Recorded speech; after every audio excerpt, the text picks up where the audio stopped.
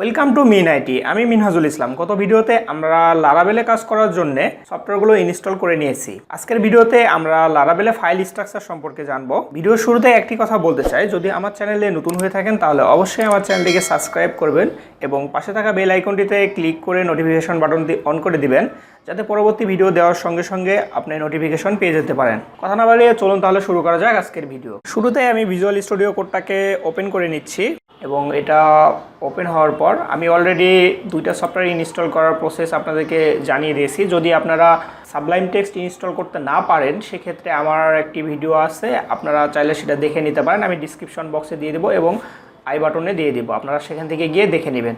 তারপরে আমরা কি করব, আমরা এখান থেকে ফাইল থেকে এখান থেকে ওপেন ফোল্ডারে ক্লিক করব এবং ওপেন ফোল্ডার থেকে আমরা আমাদের কাঙ্ক্ষিত যেখানে আমরা ফোল্ডারটাকে আমাদের প্রজেক্টটাকে রেখেছি সেখানে আমরা চলে যাব। আমি ডেস্কটপে রেখেছি এবং এই ডেস্কটপে এটাকে নাম দেওয়া ছিল লারাভেলের project, that means Laravel project. আচ্ছা, লারাভেল ফোল্ডারে আমরা রাখছিলাম, সেটা হচ্ছে প্রজেক্ট নামে। এরপরে আমি ওপেনে ক্লিক করলাম, করার পর আমার প্রজেক্টটা এখানে ওপেন হবে। আমি এটাকে কেটে দিচ্ছি। দেখেন আমার এখানে আমার পুরো প্রজেক্টটা এখানে ওপেন হয়ে গেছে। আমি যদি আপনাদেরকে দেখিয়ে দেই আপনাদের বোঝার সুবিধার থেকে, দেখেন আমি লারাভেল ফোল্ডারে আমি এই প্রজেক্টটাকে গত ভিডিওতে আমি এটাকে রান করছিলাম, দ্যাট মিন্স এটাকে আমরা ইনস্টল করছিলাম। ওকে, আমি চলে যাই আমাদের কোডে। সো এখানে যে বিষয়টা আছে, প্রথমে আছে অ্যাপস ফোল্ডার। সো অ্যাপস ফোল্ডারে মোটামুটি আপনার মডেল, কন্ট্রোলার সব কিছুই থাকে। সো আমি প্রথমে আপনাদের এখানে দেখিয়ে দেবো যে আমাদের কন্ট্রোলার, কারণ আমরা যদি লারাভেলে কাজ করি, লারাভেলের যে মেইন তিনটা বিষয় সেটা হচ্ছে মডেল, কন্ট্রোলার এবং ভিউ।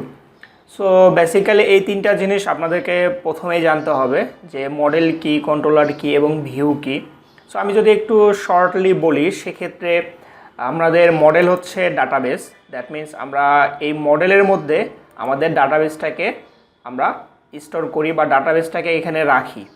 সো এই মডেলটা ডাটাবেসের সঙ্গে সরাসরি কানেক্ট থাকে এবং এই ডাটাবেসটা আমাদের এই ডাটাবেস ফাইলের মাইগ্রেশন ফাইলে এখানে থাকে। আমি যদি একটু আপনাদের বড় করে দেখিয়ে দিই, দেখেন এখানে আমাদের ডাটাবেসের টেবিলগুলো আছে এবং এখানে যে নাম থাকে সে নাম অনুসারে থাকে। আমি এটা পরবর্তীতে আপনাদেরকে লাইভ যখন আমরা কাজ করব তখন আমরা এটাকে ভালোভাবে দেখতে পাবো। তারপরে আমি আসি এখানে কন্ট্রোলার। সো এইচটিটিপির ভিতরে আমাদের কন্ট্রোলার নামে একটি ফোল্ডার আছে এবং এখানে আমাদের কন্ট্রোলার থাকে। তো এটা হচ্ছে তাদের ডিফল্ট কন্ট্রোলার, এটাকে কোনোভাবে ডিলিট করা যাবে না, ডিলিট করলে আপনার প্রজেক্টটি রান হবে না। সো এটাকে অবশ্যই রাখবেন এবং আমরা কিভাবে একটা মডেল ক্রিয়েট করব, কিভাবে একটা কন্ট্রোলার ক্রিয়েট করব, আমরা সব কিছু আস্তে আস্তে শিখব। সো তার আগে আপনারা তিনটা বিষয় জেনে রাখেন, একটা মডেল, একটা কন্ট্রোলার এবং ভিউ। এবং এই কন্ট্রোলারটা থাকে কন্ট্রোলার ফাইলের ভিতরে, মডেলটা থাকে মডেল ফাইলের ভিতরে এবং ভিউ ফাইলটা থাকে রিসোর্স ফোল্ডারের ভিতরে।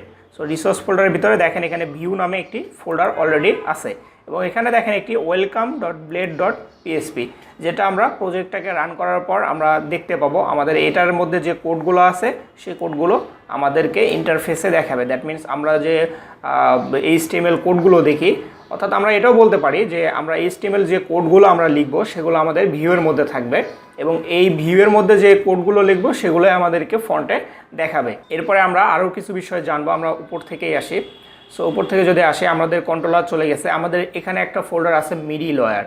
সো আসলে মিডলওয়্যার কী কাজ করে, এটা আসলে অথেন্টিকেশনের জন্য। আপনি দেখেন এখান থেকে অথেন্টিক একটা ফোল্ডার অলরেডি আছে এবং ভেরিফাইড টোকেন মোকেন, সো অনেক কিছু এখানে আছে। আমরা আস্তে আস্তে যখন কাজ করব বিষয়গুলো সম্পর্কে তখন আমরা এগুলো জানতে পারবো। শুধু আপনারা এতটুকু জানেন মিডলওয়্যারের কাজ হচ্ছে অথেন্টিকেশন করার জন্য।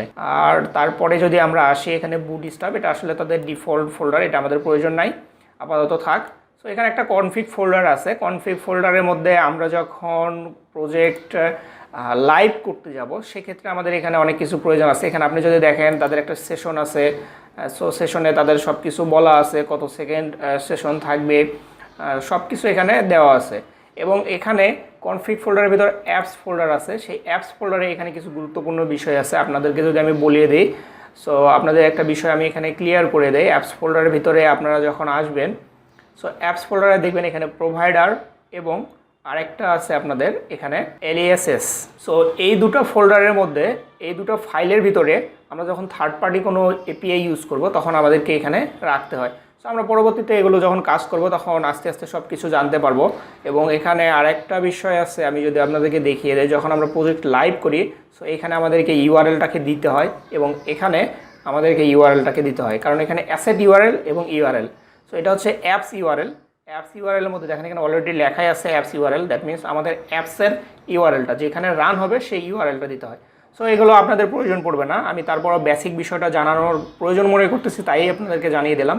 যখন আমরা একটা প্রজেক্ট ফাইনালি কোনো সার্ভারে, মেইন সার্ভারে রান করব তখন আমাদের এই জিনিসগুলো প্রয়োজন হয়।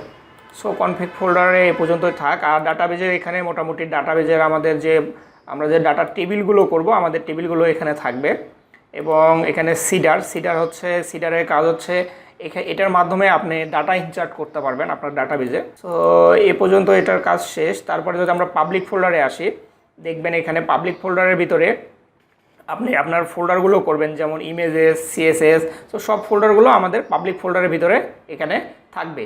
সো আমরা এগুলো আস্তে আস্তে ক্রিয়েট করে নিয়ে আমরা এখানে সবগুলো সুন্দরভাবে সাজিয়ে রাখবো। এরপরে আমাদের রিসার্চ ফোল্ডারের ভিতরে আমরা এখানে সিএসএসগুলোকে রাখবো না, কারণ এখান থেকে সমস্যা করে। আমরা পাবলিক ফোল্ডারে সব কিছু রাখবো। তারপরে ভিউয়ে আমরা এখানে আমাদের নতুন করে ভিউ ক্রিয়েট করার জন্য সেগুলো আমরা আস্তে আস্তে দেখব। আমরা এখানে শুধু আপনারা এতটুকু জেনে রাখেন যে ভিউয়ের মধ্যে আমরা যে ফাইলগুলো আমরা আমাদের ইউজারদেরকে দেখানোর জন্য আমরা যে কাজগুলো করি, অথবা HTML CSS এর যে কাজগুলো করি সেগুলো আমরা ভিউয়ের মধ্যে করি। আর পিএসপির যেটা ছিল সেটা সরাসরি নেম তারপরে .php ছিল, কিন্তু লারাভেলে এটা আপনার নাম, দ্যাট মিনস index.blade.php। ব্লেড ফাইলটা বা ব্লেড যে এক্সটেনশনটা আছে এটা লারাভেলের ডিফল্ট। সো এটা পরিবর্তন যদি করেন আপনি, তাহলে আপনার সেই ফাইলটা কাজ করবে না। সো আপনি অবশ্যই আপনার নাম দেওয়ার পর ব্লেডটাকে দিতে হবে। তারপরে যদি আমরা আসি রাউট, সো রাউটটা হচ্ছে আমাদের মেইন বিষয়। সো রাউটের মধ্যে যে ওয়েব আছে এটাই হচ্ছে আমাদের মেইন বিষয়। আমরা এখানে যেভাবে ডিক্লেয়ার করব, যেভাবে এখানে ইন্ডেক্সিং করব, সেভাবে আমাদের মেইন যে ওয়েবসাইট বা লাইভ সার্ভার সেখানে দেখাবে। আপনাদের যদি আমি একটু এক্সাম্পল সহকারে বুঝিয়ে দেই, সেক্ষেত্রে আমি যদি আপনাদেরকে একটু দেখিয়ে দেই, আমি এখানে দেখিয়ে দিচ্ছি। সো সাপোজ ধরেন আমি এখানে দিলাম shopjanta.com.bd/ আমি যদি এখানে দেই যে অ্যাডমিন, তখন সে অ্যাডমিন ফাইলে যাবে। আমি যদি এখানে দেই যে সার্চ, সে এই সার্চকে হিট করবে। সো এই কাজগুলো আমরা আমাদের রাউটে করি, আমাদের এই রাউট ফাইলে ডিফাইন করে দিতে হয়। সো কিভাবে করতে হয় এগুলো আমরা আস্তে আস্তে শিখবো, আমরা আস্তে আস্তে জানবো। সো প্রথমে আমরা ফাইলগুলো সম্পর্কে একটু ধারণা রাখি, যাতে পরবর্তীতে আমাদের কাজ করতে এটা সুবিধা হয়। ওকে, রাউট আমাদের শেষ হয়ে গেছে, আমাদের রাউটের কাজ শেষ। সো আমরা এখানে রাউট পরবর্তীতে করে আমরা দেখব। তারপরে আমরা আসি ইএনভিতে, এটা হচ্ছে আমাদের মেইন কাজ। আমরা পিএসপিতে সাধারণত MySQL বা অন্যভাবে আমরা ডাটাবেস কানেকশন করি, বাট এখানে ডাটাবেস কানেকশনটা অনেক সিম্পল এবং অনেক ইজি।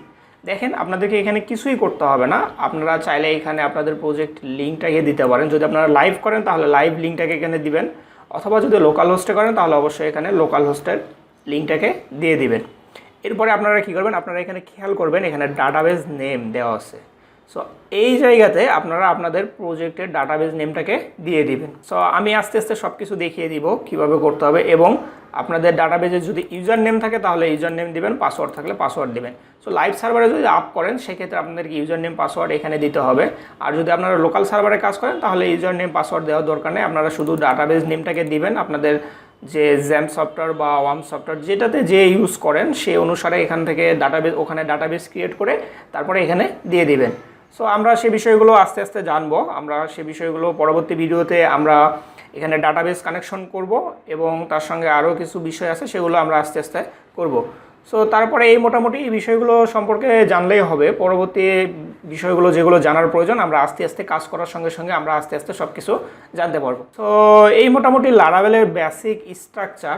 সো পরবর্তী ভিডিওতে আমরা আমাদের ডাটাবেস কানেকশন করব এবং আমরা রাউটিং কিভাবে করতে হয় সেসব বিষয় জানবো, এবং আমরা মডেল কন্ট্রোলার ভিউ কিভাবে ক্রিয়েট করতে হয় আমরা সেসব বিষয় জানবো। তো যদি আমার ভিডিওটি ভালো লেগে থাকে তাহলে অবশ্যই আমার চ্যানেলটিকে সাবস্ক্রাইব করবেন এবং পাশে থাকা বেল আইকনটিতে ক্লিক করে নোটিফিকেশন বাটনটি অন করে দিবেন, যাতে পরবর্তী ভিডিও দেওয়ার সঙ্গে সঙ্গে আপনি নোটিফিকেশন পেয়ে যেতে পারেন। ধন্যবাদ সবাইকে এতক্ষণ সঙ্গে থাকার জন্য।